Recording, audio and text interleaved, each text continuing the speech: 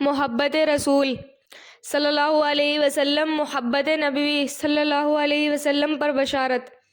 ایک صحابی رضی اللہ تعالیٰ عنہ حضور صلی اللہ علیہ وسلم کی خدمت میں حاضر ہو کر عرض کرتے ہیں کہ اے اللہ کے نبی، میں ایک بات سے بہت پریشان ہوں۔ جس وقت آپ صلی اللہ علیہ وسلم کی محبت ہمارے دلوں میں لہریں مارتی ہے، ہم حاضر ہو کر آپ صلی اللہ علیہ وسلم کی زیارت سے اپنی آنکھوں کو ٹھنڈا کر لیتے ہیں، لیکن جنت میں تو آپ صلی اللہ علیہ وسلم بہت اعلیٰ درجے پر ہوں گے، وہاں پر اگر آپ کی زیارت نہ ہوئی تو ہمیں جنت کا کیا مزہ آئے گا۔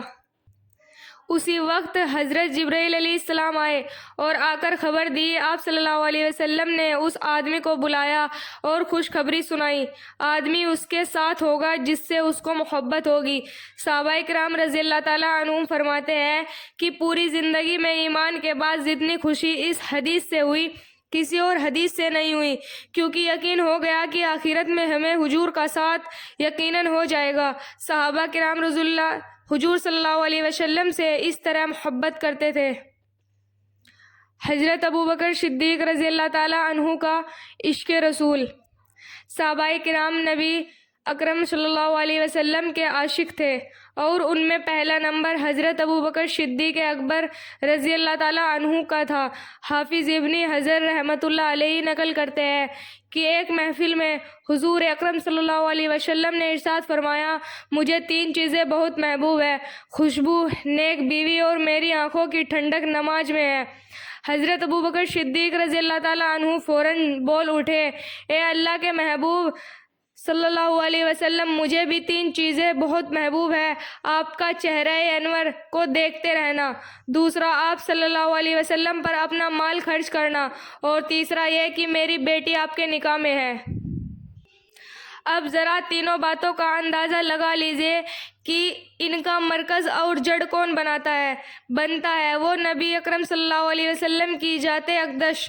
جب ہجرت کا حکم ہوا تو نبی اکرم صلی اللہ علیہ وسلم حضرت ابوبکر صدیق رضی اللہ تعالیٰ عنہ کے گھر تشریف لے گئے۔ حضرت ابوبکر صدیق رضی اللہ تعالیٰ عنہ کے دروازے پر دستک دی تو فوراً حاضر ہوئے۔ آپ صلی اللہ علیہ وسلم نے حیران ہو کر پوچھا، اے ابو بکر، کیا آپ جاگ رہے تھے؟ عرض کیا، جی ہاں، کچھ عرصے سے میرا دل محسوس کر رہا تھا کہ جلدی ہی آپ صلی اللہ علیہ وسلم کو ہجرت کا حکم ہوگا، تو آپ صلی اللہ علیہ وسلم ضرور مجھے اپنے ساتھ لے جانے کا شرف عطا فرمائیں گے۔ بس میں نے اس دن سے رات کا سونا چھوڑ دیا کہ کہیں ایسا نہ ہو کہ آپ تشریف لائے اور مجھے جگنے میں دیر ہو جائے۔ جب تبوک کے موقع پر نبی اکرم صلی اللہ علیہ وسلم نے حکم فرمایا کہ جہاد کے لیے اپنا مال پیش کرو، حضرت عمر رضی اللہ تعالیٰ عنہ اپنے گھر کا آدھا مال لے آئے اور سوچتے رہے کہ آج میں حضرت ابوبکر رضی اللہ تعالیٰ عنہ سے نیکی میں بڑھ جاؤں گا، لیکن جب صدیق اکبر آئے تو نبی اکرم صلی اللہ علیہ وسلم نے پوچھا، اے ابو بکر، اپنے پیچھے اپنے بیوی بچوں کے لیے کیا چھوڑ آئے؟ عرض کیا، اپنی بیوی بچوں کے لیے اللہ اور اس کے رسول کو چھوڑ آیا ہوں۔ جب نبی اکرم صلی اللہ علیہ وسلم کا وصال مبارک ہوا تو صدیق اکبر رضی اللہ تعالیٰ عنہ نے اپنا غم ان الفاظ میں ظاہر کیا، جب میں نے اپنے نبی صلی اللہ علیہ وسلم کو وفال کی حالت میں دیکھا تو مکانات اپنی وسعت کے باوجود مجھ پر تنگ ہو گیا۔ اس وقت آپ کی وفات پر میرا دل لرز اٹھا اور زندگی بھر میری کمر ٹوٹی رہے گی۔ کاش میں اپنے آقا کے انتقال سے پہلے قبر میں دفن کر دیا گیا ہوتا اور مجھ پر پتھر ہوتے۔ صدیق اکبر کے صدیق و وفا کی انتہا۔ جب غار شور میں پہنچنے کے لیے پہاڑ پر چڑھنے کا وقت تھا تو نبی کریم صلی اللہ علیہ وسلم پاؤں کے پنجے لگا رہے تھے اور ہاتھوں کے بل اوپر چڑھ رہے تھے، پورا پاؤں نہیں لگا رہے تھے۔ اس طرح چڑھنے کا مقصد یہ تھا کہ قدموں کے نشان نہ لگے تاکہ دشمن قدموں کے نشان دیکھ کر پیچھے نہ آ جائے۔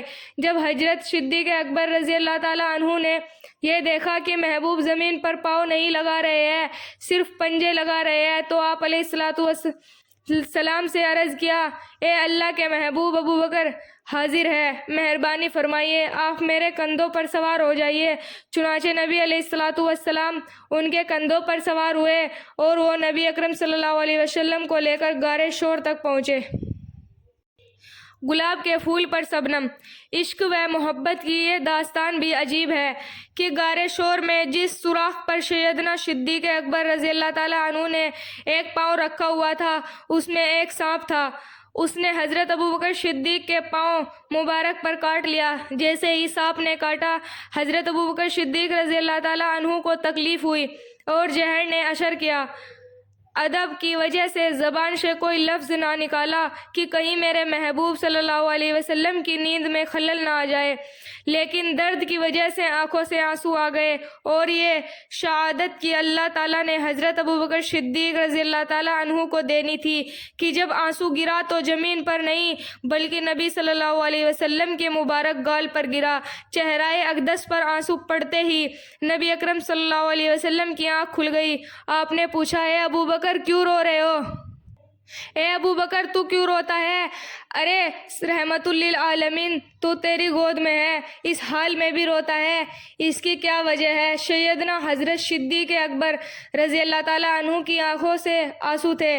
बता दिया कि ए अल्लाह के महबूब, मेरा पाँव इस सुराख पर था, किसी जहरीली चीज़ ने काट लिया जिसके जहर की वजह से आंसू निकल आए। और आंसू भी गिरे तो कहाँ गिरे? नबी अलैहिस्सलातु वस्सलाम के चेहरे अनवर पर गिरे। किसी शायर ने इस पर भी मजमूम बांध लिया। सुबहान अल्लाह। हज़रत सिद्दीक़ अकबर रज़ी अल्लाह ताला अन्हु का आंसू शबनम की तरह और मेरे आका महबूब खुदा सल्लल्लाहु अलैहि वसल्लम का रुखसार गुलाब की तरह। नबी अलैहिस्सलातु वस्सलाम ने पूछा, अबू बकर क्यों रोते हो? अर्ज किया कि अल्लाह के नबी, इस जहर की वजह से तकलीफ़ ज़्यादा है इसलिए रो रहा हूँ। लिहाजा ताजदार मदीना शरवर कायनात फ़ख़्रे मौजूदात सैयदना मोहम्मद मुस्तफ़ा सल्लल्लाहु अलैहि वसल्लम ने अपने लुआब मुबारक को उस ज़ख्म के ऊपर लगाया जिसकी वजह से तकलीफ़ भी जाती रही और ज़ख्म भी ठीक हो गया। भाइयों बहनों, हमारे चैनल को सब्सक्राइब करें, वीडियो को लाइक करें, शेयर करें।